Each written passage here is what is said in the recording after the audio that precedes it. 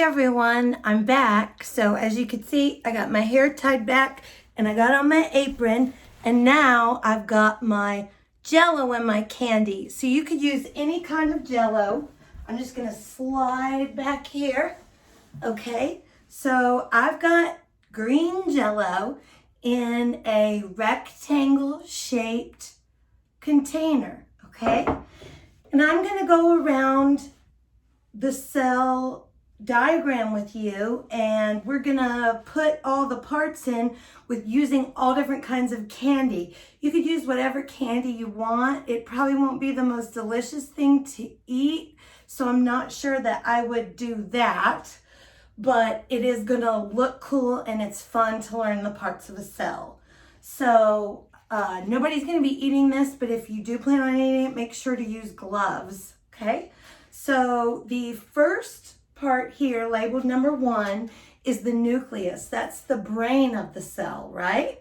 So I'm using little candy eyeballs, and I am going to go around in a circle and place these candy eyeballs in a circle to represent the nucleus of my cell.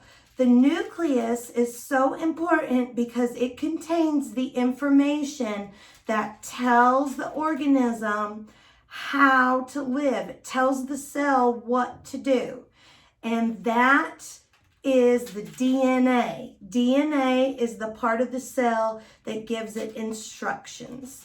So the nucleus is in a circle with eyeballs, okay? And now part 2, that would be the endoplasmic reticulum. We are going to use some curly birthday candles, and that is going to be our endoplasmic reticulum. Now, I think I'm going to break mine in half, or fold them actually, so they'll be a little shorter in some pieces.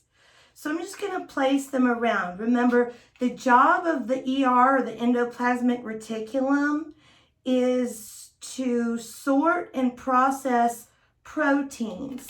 So the proteins are very important to keep the cell structure and function going well. So the proteins are actually made on part number 3, the ribosomes. To demonstrate the ribosomes, I'm going to use sprinkles because they're just like little dots, right?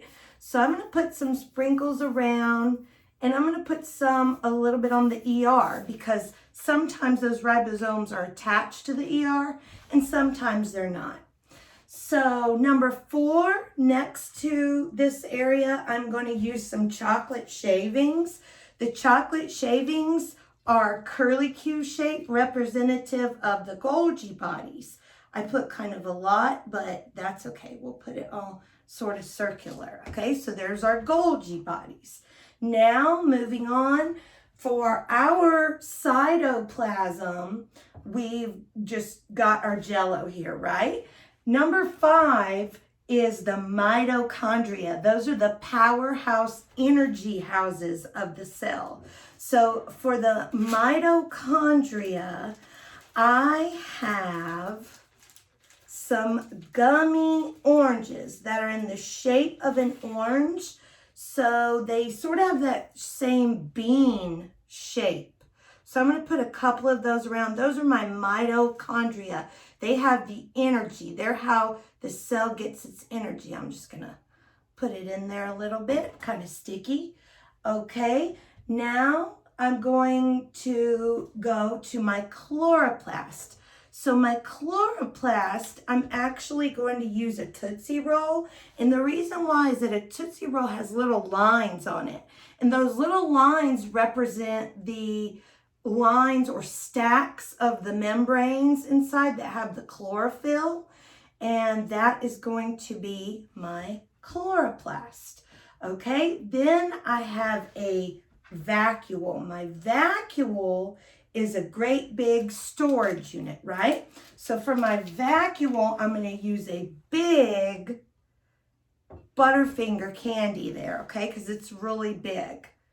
Then the last part would be the cell wall.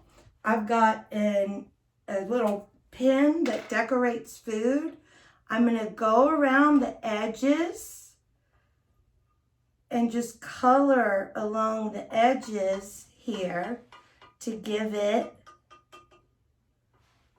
a yellow ring around the outside. And this yellow ring around the outside is my cell wall. So now I have made a plant cell. I'm going to come back around to you and show it to you. So when you finish, you will have something that looks a little bit like this, right? But all those pieces might not taste good together, but it was fun to make. So I hope you enjoyed this. See you later.